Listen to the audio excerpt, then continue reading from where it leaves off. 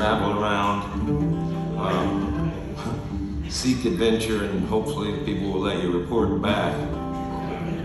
I guess, I don't know. All these people that do what I do, we live in this neighborhood, East Nashville. There's a ton of people that would play here that all live within walking distance of the same bars. And that started in the early 2000s. Remember they started that music, Americana music? Before that time, they called it unsuccessful country music.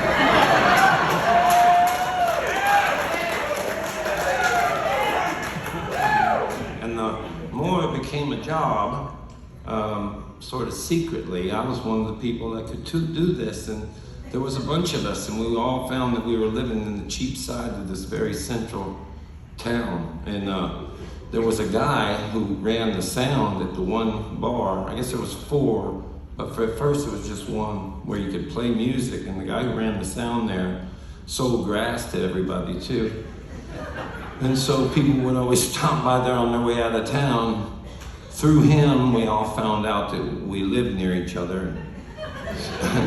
Started having these things in Nashville they call guitar pulls, where you sit around at someone's house and play your new songs. The traditional guitar pull, you only have one guitar so nobody can noodle while somebody else is playing. And you're supposed to play your new song. It's pretty nerve-wracking in front of all your friends and peers. But Skip would have these, his name was Skip, and he had these great parties, and he was famous in our neighborhood for a lot of reasons, but one of them specifically was he would go around to the bars where you could play music at night. It went from 1 to 4 over his time there. And he would come in the door every night and say, "Play a fucking train song."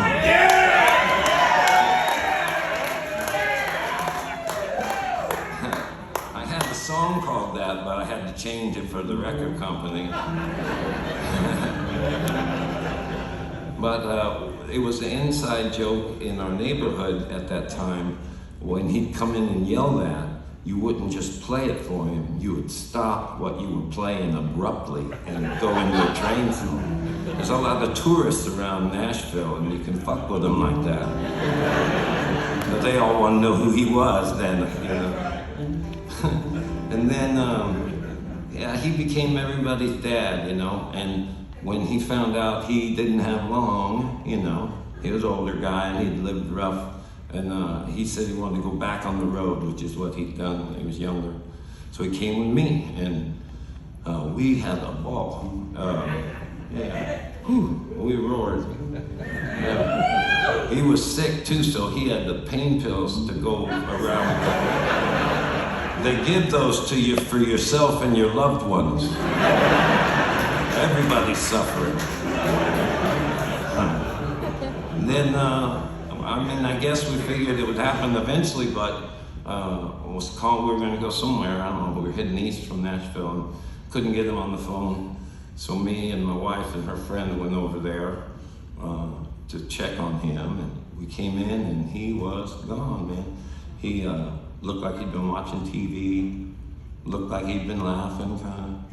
And I called the police. The first thing I did was call the police. And they came over quickly. And they came in and they didn't even go to him. They looked right at this big duffel bag full of pot on the floor. Huge bag that I had not seen.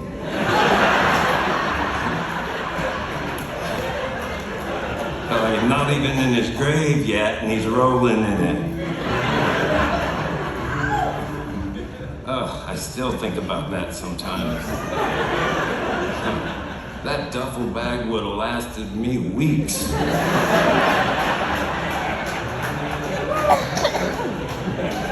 So the cop, before he says anything about Skip, he says, "What's this?" And I mean, of course, right? He knew, and he had to know I knew. I didn't know what that was about, and so I was like, "Pot, you think?" And then he said, "What's he do with this?" And at first I thought, well, I'm saying crazy. And then I thought, he sells it He sells it to everybody. Drug dealers, probably other drugs in here too. Selling drugs for a long time. He's right there too. You should grab him right now. He'll do it again.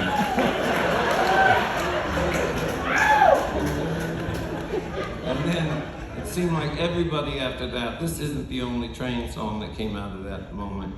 And I'll tell you, he used to say, you guys are songwriters, I'm a song, different. And, so that's why this is my favorite, because I knew this guy would like it.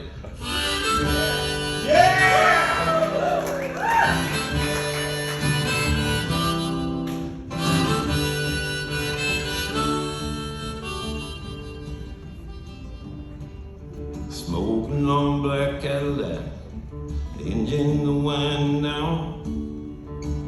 Park it up on the sidewalk like he don't know downtown. I'd hear him talking to some chick through a thick ghost of smoke, through a thicker haze of southern comfort and cold. He'd say, girl, you are hotter than the hinges hanging off the gates of hell. Don't be afraid to turn to me, baby, if he don't treat you well. And by he meant me. So I laughed and I shook his hand. He laughed a little bit louder as he would yell up at that band to play Train song. Pour me one more round, make him leave my boots on the day they lay me down. I'm a runaway locomotive out of my one-trick mind, and I'm looking for any kind of trouble I can't find. I got this old black leather jacket, I got this pack of Marlboro Red, a stash here in my pocket, thoughts in my own head, the right to run until I've got to walk, until I have got to crawl. I got this moment that I'm in right now and nothing else at all. I play a Train song, pour me one more round, make them leave my boots on the day they lay me down. I'm a runaway locomotive, I'm out of my one-track mind.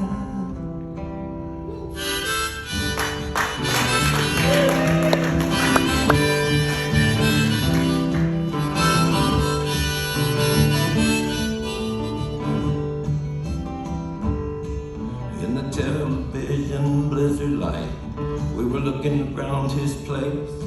I found him cold there on his sofa, a little smile across his face. And though I tried with all of my sadness, you know, I have never wept. For a man looked to me like he died, laughing in his sleep, singing a Train song, drinking one last round, made him leave his boots on the day they laid him down. He was a runaway locomotive out of his one-trick mind. Play a Train song, play a Train song, play a Train song. All right, I hear that train coming around the bend. I ain't seen the sunshine since I don't know when. I'm stuck in Folsom Prison. Time keeps dragging on.